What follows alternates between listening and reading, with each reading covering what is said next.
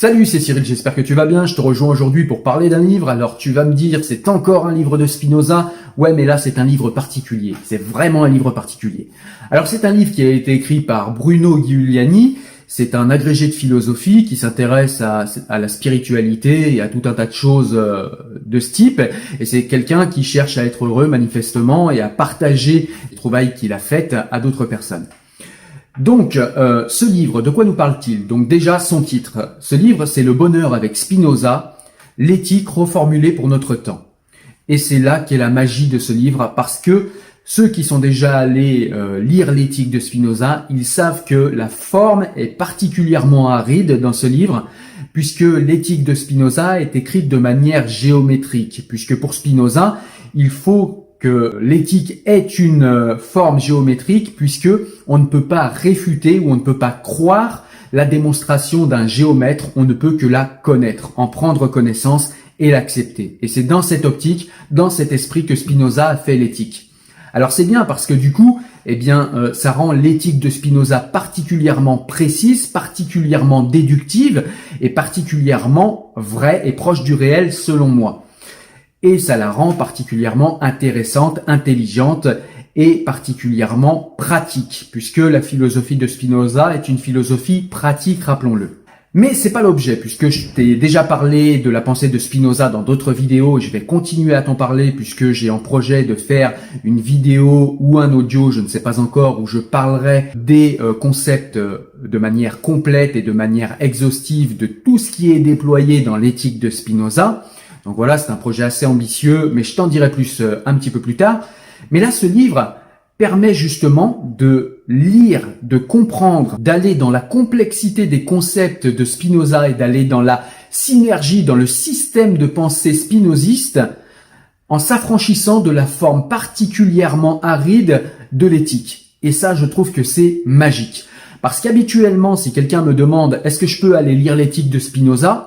D'emblée, je vais lui poser deux questions. Je vais lui dire, est-ce que tu es habitué à lire des œuvres de philosophie? Et s'il me dit oui, je vais lui dire, est-ce que tu es familiarisé avec la pensée de Spinoza? S'il me dit non, je vais lui dire, laisse tomber l'éthique, il faut commencer par d'autres œuvres que celle-ci. Commence par le traité de la réforme de l'entendement, commence par le traité des autorités théologiques et politiques, etc. Et ensuite, quand tu auras lu tout cela, voire des livres intermédiaires de vulgarisation de la pensée de Spinoza, tu pourras éventuellement t'attaquer à l'éthique. Mais avec ce livre-là, ça change tout. C'est un livre qui est quand même un petit peu compliqué à lire, dans le sens où il faut avoir quand même des notions et des bases philosophiques.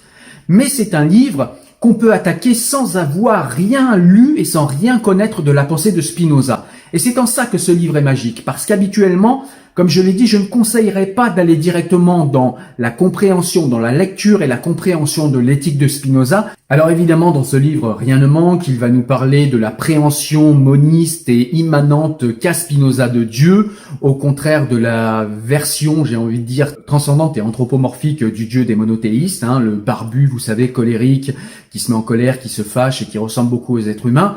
Le Dieu de Spinoza n'est pas celui-là, et il va nous parler de ce Dieu-là, le Dieu ou la nature, ce Dieu immanent qui est dans tout, qui englobe tout, y compris les potentialités. Il va nous parler de la géométrie des passions chez Spinoza, des affects positifs, des affects négatifs, des désirs, de comment les désirs agissent dans l'être humain. Il va nous parler également de ce concept de liberté qu'on trouve chez Spinoza, qui fait de la liberté de l'homme une liberté qui est partielle, c'est-à-dire que l'homme est libre et a un libre arbitre, mais il est quand même soumis à un déterminisme. Donc il va également nous parler dans ce livre du déterminisme de Spinoza.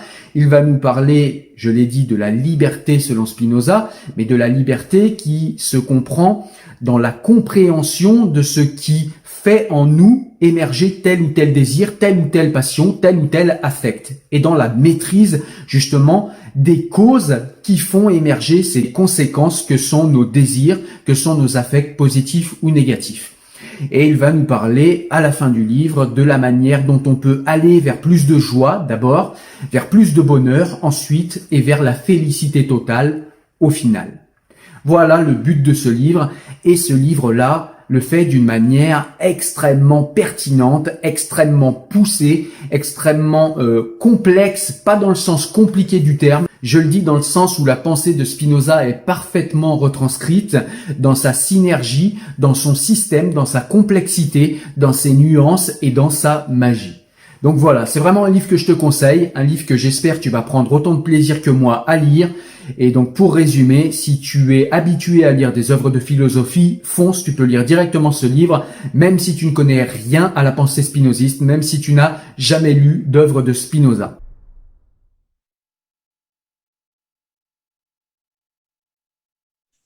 Alors bonjour Bruno Giuliani. Giuliani. Pardon, excuse-moi.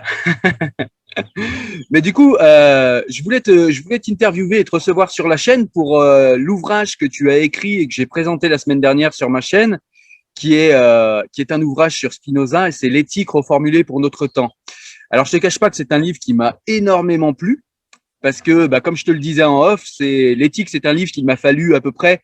Alors moi, je suis autodidacte, hein, j'ai pas fait d'études de philo ou quoi, donc il m'a fallu une vingtaine d'années pour appréhender à peu près ce qui se dit dans l'éthique, bien que ce soit jamais vraiment terminé. Et du coup, je me dis que si j'étais tombé sur ton livre beaucoup plus tôt, j'aurais été beaucoup plus rapide dans ma compréhension de l'éthique de Spinoza. Et pourquoi c'est important? Parce que l'éthique prétend nous amener vers un meilleur bonheur, vers une meilleure gestion des affects et des passions, et vers une plus grande félicité, si on veut sortir tout de suite les grands mots, mais en tout cas vers plus de bonheur. Et c'est vrai que ça fait sens aujourd'hui. Alors, je voudrais, dans un premier temps, s'il te plaît, Bruno, que tu te présentes et que tu nous dises un petit peu qui tu es, voilà, pour te présenter à la communauté. Écoute, moi, j'ai 55 ans et c'est vers l'âge de 15 ans que j'ai commencé à avoir mon éveil spirituel et qui avait commencé déjà à l'âge de 5 ans. Vers 5-6 ans, j'ai commencé à voir que quelque chose ne tournait pas bien rond dans ce monde et qu'il fallait donc rentrer dans une quête. Et après avoir été beaucoup dans une quête, la musique, le sport, quelque chose de très corporel, j'ai vu qu'il fallait passer beaucoup plus par l'intellect, d'abord beaucoup par les livres, et puis je cherchais des maîtres. Donc j'ai cherché beaucoup, et puis je me suis inscrit, j'ai fait de la philosophie, des sciences, et très vite j'ai commencé à enseigner.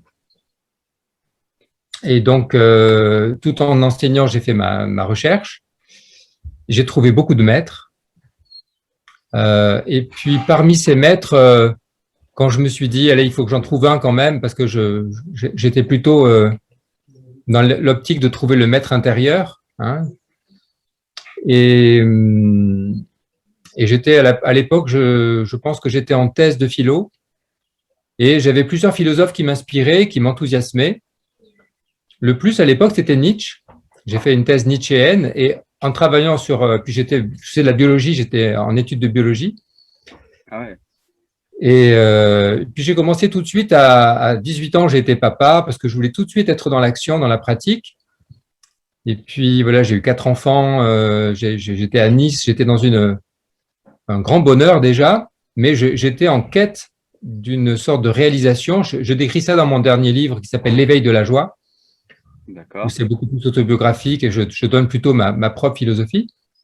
Et puis, je voyais que parmi tous les philosophes, il y en a un qui sortait du lot, qui était Spinoza, qui était évidemment très difficile, mais j'avais de très bons profs, notamment Clément Rosset, et Jean-François Mathéis, et puis d'autres. Et puis, à chaque fois, en complète Spinoza, je voyais que il y a quelque chose de particulier. Il y avait un sage. Hein. Ouais. C'est pas si nombreux, les sages chez les philosophes, qui parlaient un peu d'autorité. Et puis, j'ai donc gravi la montagne de l'éthique en lisant le texte lui-même et puis surtout en lisant les commentateurs. Hein, je pense que j'ai lu tout ce qui existait à l'époque parce que quand on fait une thèse, on lit tout sur le sujet. Ouais. Et c'est comme ça que petit à petit, je me suis dit, tiens, là, et puis j'ai eu une sorte d'éveil spirituel en lisant Spinoza. Ouais. Et tout d'un coup, c'était lumineux.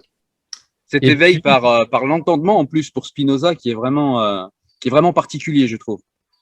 C'est ça. En fait, c'est la grande tradition philosophique qui remonte à Platon, Aristote, toute la Grèce, mais aussi qui passe par le judaïsme, parce qu'il est de la tradition juive, qui passe par le catholicisme, parce qu'il a été aussi marane, et donc il connaissait très bien, et puis il commence sa carrière avec Descartes. Hein, donc c'est vraiment le cartésien. Il était rangé à l'époque, quand je l'étudiais, comme étant un sous-cartésien. Ouais. Hein, voilà. Et c'est ce qui fait que pour terminer, mon parcours a fait que je me suis dit, allez, j'ai créé mon école de philosophie, j'ai commencé à enseigner à Nice. J'étais prof de lycée, prof d'université. Ouais. Et puis, je me suis dit, il faut réécrire l'éthique parce que personne ne comprend. Ouais. Et même parmi les spinozistes, j'en voyais beaucoup qui, à mon avis, dégradaient le discours Spinoza dans soit un spiritualisme, soit un matérialisme. Et pour moi, il n'est ni l'un ni l'autre. Donc, il fallait trouver vraiment une autre voie. Et donc, j'ai écrit ce livre pendant plusieurs années. Et pendant plusieurs années, il est resté dans mon tiroir. Hein, je l'ai écrit, entre 2000 et 2005. Et je l'ai publié en 2011. D'accord. Eh ben effectivement, ouais, c'est vrai. Alors, je pense que je viens de comprendre en t'interviewant ce qui m'a plu dans ton livre, c'est que effectivement, je suis assez d'accord avec toi sur le fait que Spinoza n'est ni un matérialiste pur, ni effectivement quelqu'un qui est complètement dans la spiritualité et qui serait détaché du matérialisme également. Ah non, non, attention, là tu fais déjà des confusions, mon cher ami. Dis-moi. Donc, parce que tu Tu es vois, là pour ça. Voilà, ce qui est intéressant avec Spinoza, c'est que c'est un philosophe qui nous invite à réorganiser entièrement nos concepts, notre manière de penser. Hein. Le premier livre, c'est La réforme de l'entendement, que j'ai utilisé en préface de mon livre, hein, tout le début. Et il invite à repenser. Et donc, Spinoza, il est à fond dans la spiritualité. Mais oui, bien sûr. Mais c'est pas un spiritualiste. C'est ça, c'est-à-dire qu'il n'est pas complètement détaché de la matière. Alors, je me suis mal exprimé, mais il n'est pas non plus que dans la matière. C'est-à-dire que beaucoup disent, oui, Spinoza, il est que dans la matière. Spinoza, certains vont même jusqu'à le trouver athée, ce qui pour moi est une aberration. Donc voilà, et je pense que c'est ce qui m'a plu dans ce livre, parce que moi aussi, je suis très assoiffé de spiritualité, comme ceux qui suivent la chaîne, je pense. Et c'est vrai qu'il répond à ce besoin de spiritualité, mais en donnant plus de liberté et en donnant plus d'autonomie, je trouve. En tout cas, ce que j'aurais voulu savoir, c'est du coup, comment t'es venue l'idée, alors tu nous en as parlé un peu, mais comment t'es venue précisément l'idée en fait de reformuler l'éthique? Alors c'est vrai que c'est un ouvrage qui est aride, hein. Je le disais en début de vidéo, moi j'ai mis une vingtaine d'années à le comprendre, déjà rien que les concepts, après trouver le mode d'emploi sur comment revenir à tel ou tel concept, comprendre ce qu'est la substance, enfin quand on n'a pas de formation philosophique, tout ça c'est super compliqué. Et du coup, quel était ton but en fait dans la reformulation de cette éthique? Tu voulais, tu nous as parlé d'une école, tu voulais t'adresser à qui, pourquoi et comment? Je voulais m'adresser à tous. Pourquoi? Pour augmenter le niveau de sagesse et de bonheur de l'humanité. Et comment? Par un discours simple, compréhensible par tous. Donc, il y a vraiment chez toi cette envie en fait de participer, de donner ta pierre au monde pour une élévation spirituelle du coup. Élévation spirituelle, et moi je parle d'éveil des consciences. D'éveil des consciences. En fait, on est en fait, c'est la grande tradition hein, dans toutes les spiritualités. Il y a des instructeurs qui sont là pour faire passer le message des maîtres hein, et qui eux-mêmes sont en chemin vers la maîtrise, hein, c'est-à-dire la sagesse dans l'action, le bonheur et le plus haut bonheur. Hein, tu as parlé de félicité. Et Spinoza, il nous invite à aller jusqu'au plus haut degré de félicité, qui est la béatitude, hein, c'est-à-dire l'état du Bouddha, ou l'état christique, ou l'état en tout cas de stable, de joie intérieure, éternelle, qui ne bouge pas. Et donc, Spinoza lui-même, à la fin de l'éthique, sa dernière phrase, hein, c'est de dire que c'est accessible qu'à très peu de personnes. Et moi, je ne suis pas d'accord avec Spinoza. Pour moi, c'est accessible à tous, à condition d'être un bon pédagogue. D'accord. C'est vrai que lui, au niveau pédagogie, il n'est pas super bon. Hein. Il est très, très bon au niveau pédagogie pour les philosophes. Hein. Il a écrit en latin. À son époque, il était encore dans un monde où il n'avait accès qu'aux érudits. Hein. La plupart des personnes n'avaient pas accès à la connaissance. Donc, 3 siècles et demi plus tard, j'ai fait mon petit travail de pédagogue. Ça a été un peu mon travail. J'avais déjà fait ma thèse. J'avais déjà écrit un livre que je conseille aussi pour les personnes. J'ai déjà écrit une initiation à la philosophie, qui était déjà spinoziste, qui s'appelle L'amour de la sagesse, qui a été publié en 2000. Et déjà, j'expliquais pas mal toute l'histoire toute la philosophie. Hein. C'est un livre très peu connu, qui est chez un petit éditeur. Ouais. Et je me suis dit, il faut que je vulgarise les philosophes. Donc, j'ai fait un travail, j'ai vulgarisé Nietzsche, Bergson, Aristote, euh, Ah, tu les as stoïciens. vulgarisé aussi ces penseurs-là. Nietzsche, par exemple, je Ah oui, serais intéressé, ouais. bah, j'ai enseigné la philosophie pendant 15 ans, 20 ans en lycée, à l'université, dans ma propre école de philosophie. Donc, j'ai longtemps été un pédagogue. Ouais. Et du Donc, coup, tu nous disais, tu as ouvert ta propre école de philosophie. oui, en 95. D'accord.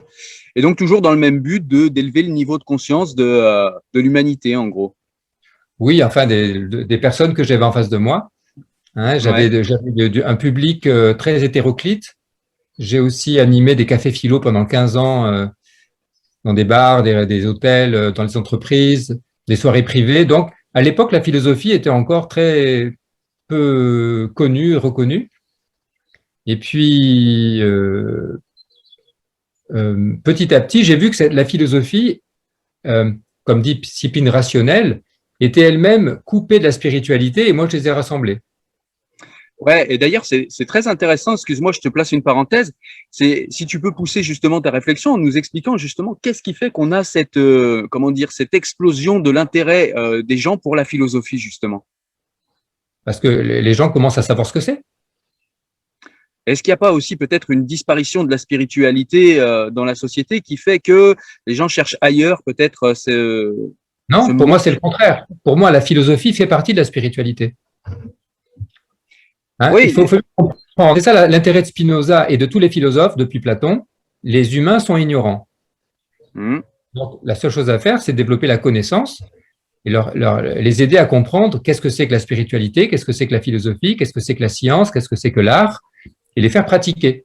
Et donc aujourd'hui, ouais. avant de terminer, avec Spinoza, j'ai vu qu'il donnait une synthèse globale dans laquelle il permettait d'avoir un cadre, hein, un cadre différent du cartésianisme, parce qu'en France, on est cartésien. Et Spinoza intègre Descartes et va beaucoup plus loin que lui, puisqu'il amène directement à la béatitude, ce que ne fait pas Descartes. Ouais, là où je te disais, je suis d'accord avec toi, mais là où je te disais que peut-être c'est un manque, enfin si tu veux, je compare ça, enfin j'explique ça en fait par l'effondrement du christianisme. Et en fait, on voit bien qu'il y a beaucoup de gens aujourd'hui qui cherchent du sens, qui cherchent, voilà, et on trouve là-dedans une explosion de la philosophie. Alors c'est bien, mais c'est même très bien, mais du coup, j'ai l'impression que c'est cet effondrement en fait de la religion en tant que spiritualité qui fait que les gens vont rechercher justement la spiritualité ailleurs et du coup peut-être en philosophie. Tu, D'accord. Mais là, je reprends. Hein, je vais te reprendre tout le long, parce qu'à chaque fois que tu parles, je vais faire ouais, mon petit Spinoza, si tu veux. ouais, il faut, Hein. il faut.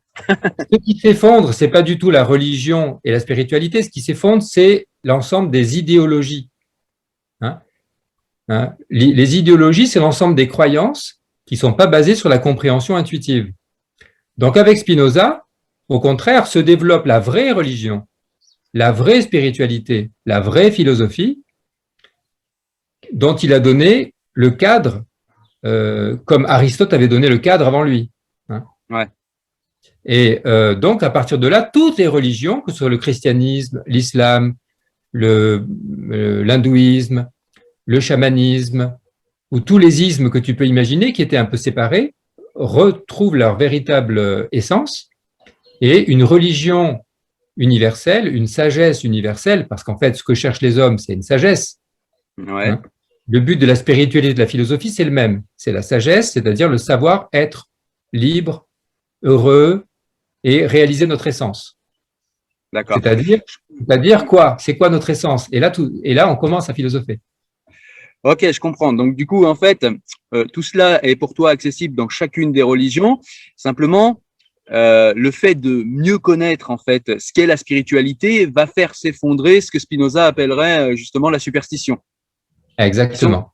qui sont des idéologies et d'accord. Ok.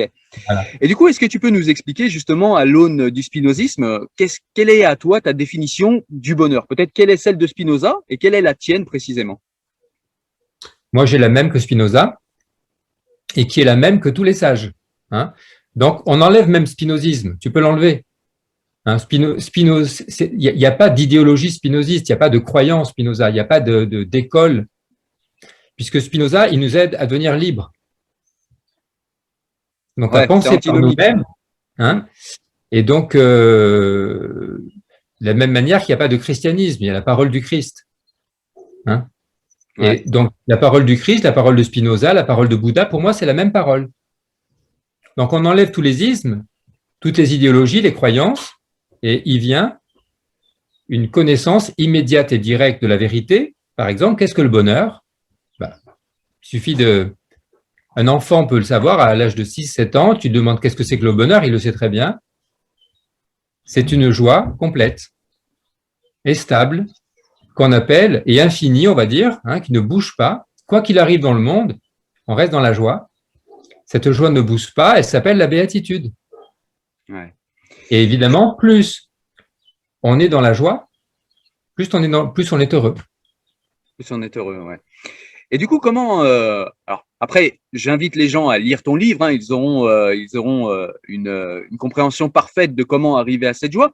Mais est-ce que tu peux nous donner 2-3 éléments sur la possibilité, expliquer quelle est cette possibilité qui pourrait nous amener vers justement cette joie constante? Parce que c'est quelque chose, on le sait, rien n'est plus fluctuant que nos émotions, que nos affects, et on va passer du bonheur, de l'éclat de rire à la tristesse, à la colère, etc. C'est un peu le lot de l'humanité commune. Et comment on peut faire pour être justement dans un bonheur et dans une joie plus constante? Donc ça, c'est ce qu'explique Spinoza donc, dans l'éthique, de manière assez rigoureuse.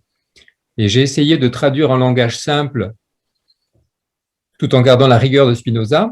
Mais pour répondre à la question, il vaudrait mieux lire mon autre livre, L'éveil de la joie. C'est là que j'explique beaucoup plus simplement avec mes propres pratiques. Et pour moi, il y a donc quelques étapes, mais c'est extrêmement simple. Donc, on peut le faire ici et maintenant. On peut regarder à l'intérieur, ou entre 0 et 10, mon degré de bonheur. On regarde ce qui se passe à l'intérieur et on va donc voir qu'il y a des affects qui sont des affects tristes et pas joyeux. À partir de là, ça veut dire qu'on a des besoins frustrés et on va simplement, avec l'énergie du désir, hein, Spinoza nous invite à réaliser nos désirs. Qu'est-ce que je désire vraiment? Et avec la sagesse, on va simplement réaliser nos désirs et la joie est là. C'est pas plus compliqué que ça. D'où le fait de savoir qui suis-je vraiment et qu'est-ce que je désire vraiment. D'accord, donc c'est un retour vers l'intériorité et savoir s'écouter du coup, hein, et répondre à ses besoins et à ses désirs d'une manière correcte si je suis Spinoza. De manière adéquate, comme il dit, c'est-à-dire avec une pensée juste, comme disait Bouddha, en satisfaisant nos désirs naturels et nécessaires, comme disait Épicure, en se mettant en accord avec l'ordre du monde, comme disaient les stoïciens, en écoutant et donc en découvrant en soi un principe infini de créativité et de conscience qui est le divin. Et voilà pourquoi Spinoza nous invite d'abord à savoir que nous ne nous connaissons nous-mêmes qu'en voyant que nous ne sommes pas ce que nous croyons être, hein, ce qu'il appelle des modes de la substance, hein, mais nous sommes vraiment la substance qui s'éveille à elle-même. Et donc, il invite à prendre conscience, comme l'avaient dit les sages de l'Inde et les sages de tous les temps, que nous pouvons accéder assez facilement à une joie stable et infinie qui ne dépend pas du temps. Ça s'appelle l'éveil spirituel. D'accord. Il y a aussi un concept que je trouve intéressant, enfin un concept, en tout cas une idée que je trouve intéressante dans ton livre, c'est cette idée que, alors c'est une idée de Spinoza, mais est-ce que tu pourrais nous l'expliquer d'une manière simple? C'est cette idée que le monde est toujours parfait à chaque instant. Et c'est vrai qu'il y a des gens qui vont dire, ouais, mais attends, il y a des gens qui sont dans le malheur, il y a des gens qui, voilà, il y a des gens qui souffrent. Comment je pourrais être heureux, et appréhender la perfection du monde, la perfection de la nature, telle qu'elle est à chaque instant? Donc Spinoza, il dit pas à chaque instant, il dit la réalité et la perfection, c'est la même chose, c'est-à-dire du passé, du présent, du futur. Et là, on touche le cœur du sujet. Spinoza, c'était un peu ma découverte. J'ai pas vu tellement personne en parler avant moi. Il y en a peut-être. C'est le philosophe de la non-dualité. C'est-à-dire que si on pense que c'est parfait, c'est parce qu'on va se mettre à juger le réel à partir d'un point de vue qui fait qu'on pense que le réel peut être mieux. Hein? Ça veut dire qu'on juge Dieu. Hein? On pense que Dieu fait mal son boulot, en quelque sorte. Ouais. Et Spinoza nous dit, vous n'avez rien compris, hein? Si vous voyez le réel, il est parfait, c'est-à-dire il est tel qu'il est, d'une manière absolument nécessaire. Il ne peut pas être autrement. Ouais. Et nécessairement, le sage va être heureux et le non-sage va être malheureux. Ouais. Et c'est parfait. C'est très Donc, les gens stoïcien malheureux, comme appréhension du réel, ouais. et donc, ça veut dire aussi qu'il n'y en a pas d'autre de réel. Il n'y en a qu'un. Ouais. Donc, puisqu'il n'y en a qu'un, tout réel est parfait. Par exemple, je te donne un exemple. Ouais. Voilà, par exemple, moi, j'ai 4 enfants. On m'apprend d'un coup de fil, tes 4 enfants sont morts dans un accident de voiture. Si je ne suis pas centré dans la béatitude, je vais m'effondrer. Ouais. Voilà, si je suis attaché à eux et que mon bonheur dépend d'eux. Voilà, ils ont fini leur existence, c'est parfait. Aucune émotion en moi, même de la joie. Qu'est-ce que je suis heureux d'avoir été le père de ces enfants, et je suis stable. Ouais. Donc, ce que tu disais tout à l'heure n'est vrai. On est dans la fluctuation émotionnelle, tous, sauf les sages. Ouais. Et l'essence de l'humanité, Homo sapiens, c'est d'accéder à cette sagesse qui fait qu'on peut vivre dans la sagesse. Et qu'est-ce que c'est la sagesse? C'est le savoir être heureux. C'est savourer la vie, quoi qu'il se passe comme phénomène. Et ça m'a sauté aux yeux à la lecture de ton livre. C'est que dans l'éthique, on voit que l'imagination a une part très importante dans la pensée de Spinoza, puisque l'imagination peut créer des passions. Et en fait, ma question, elle est qu'aujourd'hui, on voit bien. Alors déjà, non, ma première question, ce serait plutôt de te demander comment justement on peut reprendre le contrôle sur cette imagination. Et la seconde question, c'est qu'on voit bien qu'il y a une colonisation par notre société, par la société du divertissement, de cette imagination. Et du coup, comment on peut reprendre le contrôle sur tout ça? Par une seule voie, nous dit Spinoza, et Platon, Aristote, et tous les sages disent la même chose, par la raison. La vraie raison, l'intuition, qui est où? Dans le cœur.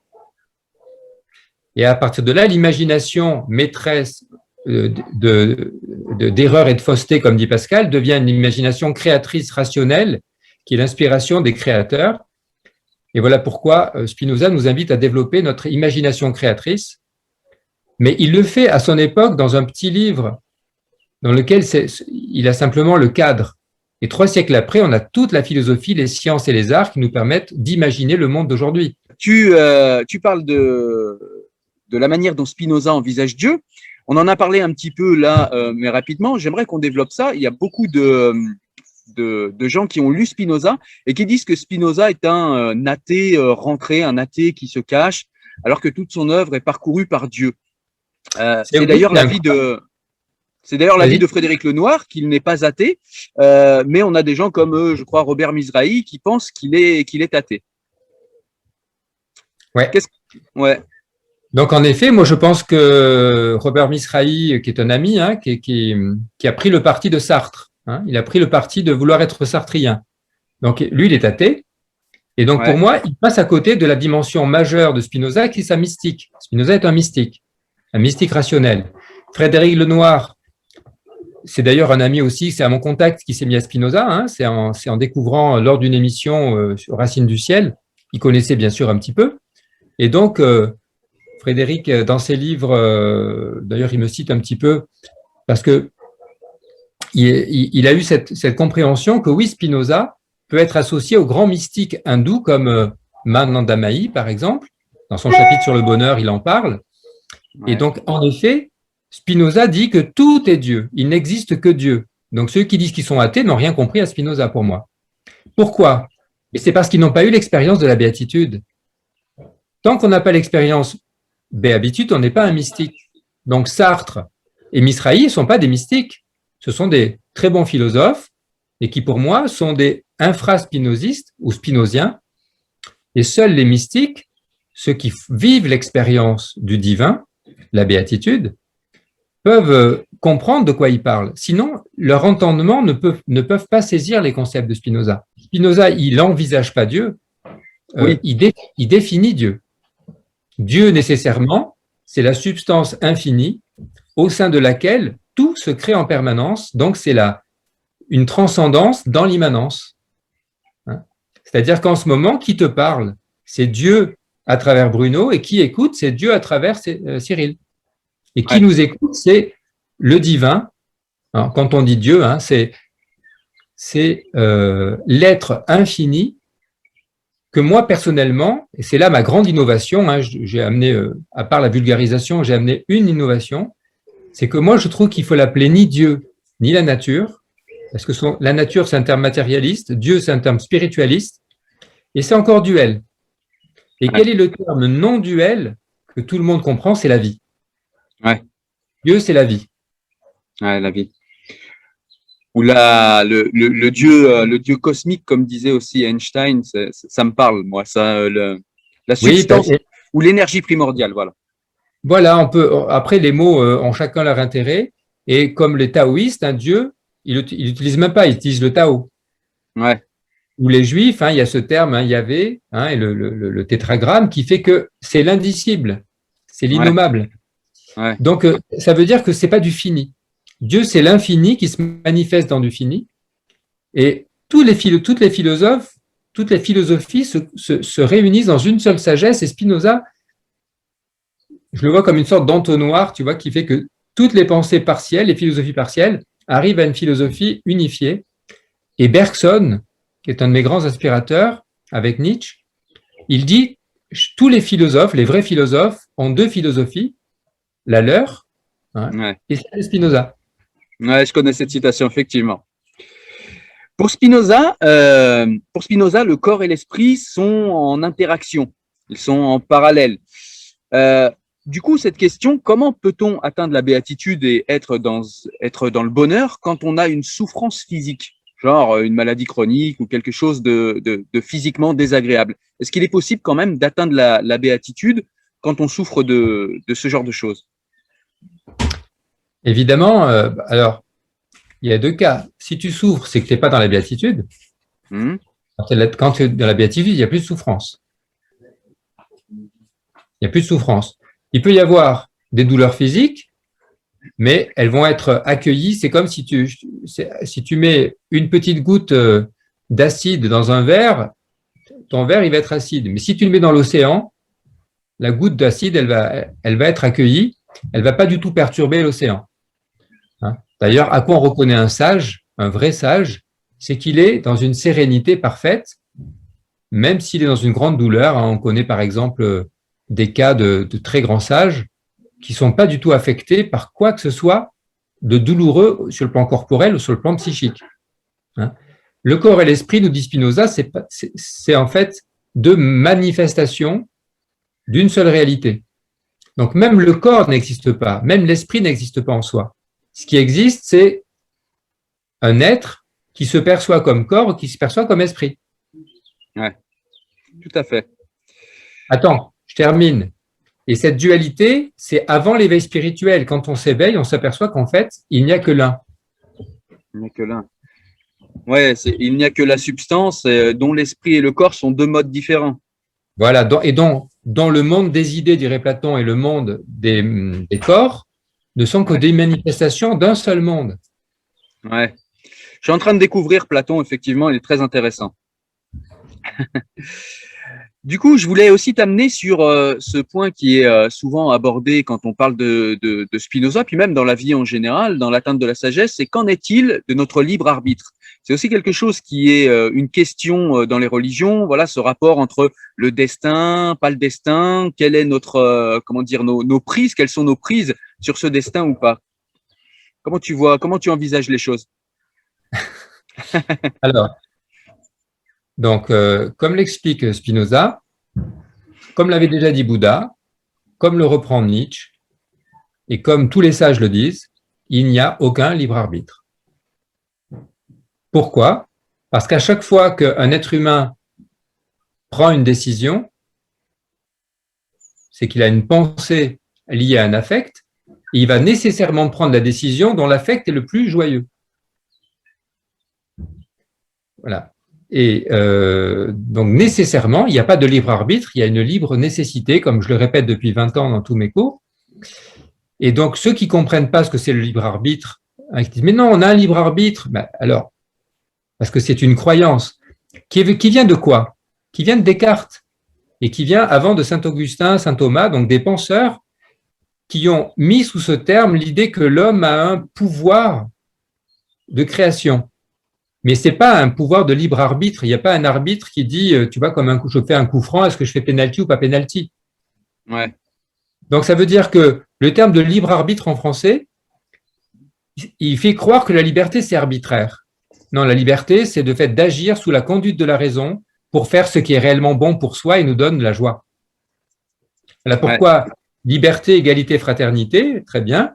La vraie liberté, c'est être capable de se diriger par la raison, par l'amour, pour faire le bien de tous et se sentir dans l'harmonie.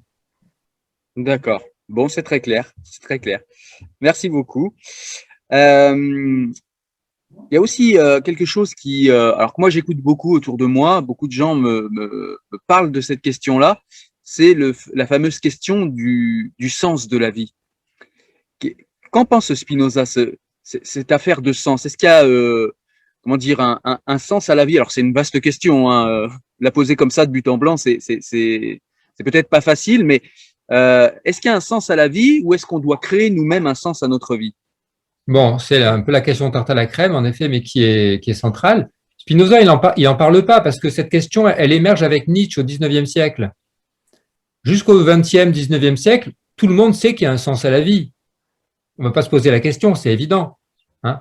On vit et nécessairement on cherche le bonheur, on cherche l'amour, on cherche la beauté, on cherche la perfection, on cherche les valeurs. Hein. Et la spiritualité, c'est la recherche des valeurs, de la recherche des valeurs. Et au moment où ça s'écroule, donc Spinoza, il n'en parle pas de la question du sens, si ce n'est, on cherche le vrai sens des mots, le vrai sens d'une vie réussie. Et depuis Platon, il y a le sens dans l'orientation, vers quoi je me dirige, à quoi je consacre ma vie. Ouais. Moi, j'ai consacré ma vie à partir de l'âge de 15 ans à la philosophie, c'est-à-dire à la spiritualité par la raison, parce que je voyais qu'on était dans un monde de croyances. Et moi, j'ai été un vrai philosophe comme Descartes, Spinoza, Socrate. Pas de croyance. La croyance, c'est qu'on adhère à une idée sans savoir, sans comprendre. À partir du moment où on comprend ce que c'est que la vie, c'est nécessairement un mouvement anima de l'âme pour aller vers ce qui est désiré par l'âme, c'est-à-dire l'infini, la joie infinie de l'amour et du divin. Hein, c'est dans le banquet de Platon. Donc Spinoza, il est d'accord avec Platon, il y a un sens à la vie, hein, c'est pas nous qui le donnons, hein, nous le recevons. Par contre, nous, en tant qu'êtres libres créateurs, nous pouvons, comment on pourrait dire, discerner ce sens et après le savourer et le transmettre. Et c'est le rôle de la culture que de déjouer les faux sens. Par exemple, je parlais des idéologies. Au moment où un faux maître nous dit « allons dans cette direction », hein, par exemple, on voit la politique actuelle depuis quelques centaines d'années, hein, ce sont des idéologies qui ne sont pas dans la science. Et donc, celui qui est illusionné va suivre ce sens. Par exemple, pour être heureux, il faut avoir beaucoup d'argent, beaucoup de pouvoir, beaucoup de plaisir. Mais il suffit de réfléchir 3 secondes pour voir que ni l'argent, ni le pouvoir, ni le plaisir, ni la réputation, hein, la bonne opinion d'autrui ne donne le bonheur. Donc, ce sont des faux valeurs, des faux sens. Qu'est-ce qui donne le bonheur? L'amitié, la santé, la liberté, la justice, etc. Et là, la vie a nécessairement ce sens-là d'aller vers le perfectionnement de l'humain. Ouais. Et donc, la perfection, tu vois, de tout à l'heure, ça ne veut pas dire que ça ne peut pas évoluer, puisque la vie est par nature évolution vers du perfectionnement, par la production de nouvelles espèces, de nouvelles cultures, de nouvelles planètes, de nouveaux cosmos. Hein. Et ça, Spinoza ne le savait pas. Ouais. Donc, Spinoza, c'est simplement pour moi une sorte de fondement qui fait qu'aujourd'hui, les spinoziens d'aujourd'hui, je préfère dire spinoziens que spinozistes, par exemple Alain Damasio, chez les biologistes, ou Henri Atlan, un ami que j'ai aussi rencontré plusieurs fois, Einstein, tu citais, et puis beaucoup d'artistes, beaucoup de penseurs, comme Edgar Morin, par exemple, tu vois, qui est en France un peu une figure de l'intellectuel qui incarne une figure de sagesse, ben, il est spinozien. Et je lui emprunte d'ailleurs parce que Morin aussi, c'est un auteur qui a été important pour moi, que j'ai rencontré quand j'avais 20 ans. Il dit qu'il faut spinoser. Hein? Donc, il faut être des spinosants. Moi, je suis un peu quelqu'un qui a osé reprendre Spinoza, le traduire et surtout le faire descendre dans le corps et dans la vie quotidienne. C'est pour ça que j'ai créé une école de sagesse maintenant. Hein, je ne fais pas une école de philosophie, c'est une école de sagesse qui regroupe tous les arts, toutes les sciences, toutes les techniques et dans laquelle tout le monde est invité à participer pour développer notre bonheur et surtout à travers une pensée juste. La plupart d'entre nous, moi y compris, de temps en temps, dans nos pensées, on voit qu'on n'est pas en accord avec le réel. Hein, et la vérité, c'est la pensée en accord avec le réel. Tout à fait. D'accord. Eh bien, on a bien avancé sur le chemin de la compréhension de Spinoza pour essayer de spinoser, du coup. Merci pour ce temps accordé, Bruno. J'ai une question que j'aime bien poser en fin d'interview, c'est à savoir, mis à part les livres dont tu nous as parlé, qui sont à toi et qui sont, à mon avis, très éclairants, et puis le livre qui a fait qu'on se rassemble aujourd'hui, qui est la vulgarisation au sens noble du terme de l'éthique de Spinoza. Quel livre tu pourrais conseiller à nos téléspectateurs de lire? Allez lire les livres des maîtres, hein, par exemple. Je viens de passer dans ma bibliothèque et je tombe, tu vois, je suis chercher mon livre, mais je ne l'ai même pas ici. Je suis chez un ami qui m'a dit « Ah, j'ai prêté ton livre à quelqu'un ». Et donc, je tombe sur Ashram de Arnaud Desjardins. Arnaud Desjardins, un grand sage, 4 maîtres. Manandamoyi, Manamarchi, un 4e, j'ai oublié son nom. Eh bien, lisez plutôt les livres des maîtres parce que ce sont les êtres réalisés qui nous… autant aller vers les maîtres. Moi, je suis allé vers Spinoza. Et puis, ça fait 15 ans que je lis plus Spinoza. Hein. Ouais. Une fois qu'on a compris, je vis et j'invite à vivre. Hein, à vivre. Et bien sûr, les livres sont fondamentaux. Je viens d'ailleurs d'écrire 2 livres qui vont sortir bientôt pour vulgariser toujours plus et surtout inviter à sortir des livres et être dans la vie, dans la pratique et dans la réalisation de son bonheur ici et maintenant parce qu'on peut atteindre le bonheur tout de suite. Ouais, c'est ça qui est… Il n'y a rien besoin de faire et rien besoin d'avoir. Hein. Être, c'est déjà être dans la joie. Et c'est ce que tous les maîtres disent, et Spinoza y compris. Et il nous donne une sorte de chemin initiatique en 5 étapes. Donc, la meilleure chose à faire pour moi, c'est d'avoir, avec humilité, de se mettre à philosopher et de se mettre à, ensemble, voir qu'est-ce que j'ai encore comme problème pas résolu. Pour certains, ça va être l'argent, pour d'autres, le couple, pour d'autres, la profession, pour d'autres, la métaphysique. Et de cette manière-là, les plus sachants, les plus sages peuvent aider les moins sages. Et pour moi, c'est ce nouveau système éducatif que j'ai envie de développer en France. Et donc, des personnes comme toi m'aident à lancer le message, hein, à faire cet appel, que tous ceux qui veulent contribuer, que ce soit les parents, les enseignants, les thérapeutes, les personnes, les chefs d'entreprise, et puis tout le monde en fait, hein, parce c'est pour ça que j'appelle à vraiment une nouvelle citoyenneté basée sur la fraternité, la véritable égalité et la liberté, à partir de cet ancrage de Spinoza qui, à travers Spinoza, Descartes, Nietzsche, Bergson, tous ces philosophes en fait sont convergents vers ce que je pourrais appeler de nouvelles lumières. Hein, on va vers une nouvelle civilisation des lumières qui commence maintenant. Et la crise du coronavirus, elle nous a montré que le système était en train de s'effondrer. Comme toujours, une civilisation s'effondre et une nouvelle est en train de naître. Voilà. D'accord. Eh bien, écoute, c'était vraiment très enthousiasmant cet échange, Bruno. Je te remercie pour ça. Je te remercie pour ça. Et puis, eh bien, écoute, je vais continuer à te suivre via tes livres, en n'oubliant pas de vivre entre 2 livres. Et puis, merci encore.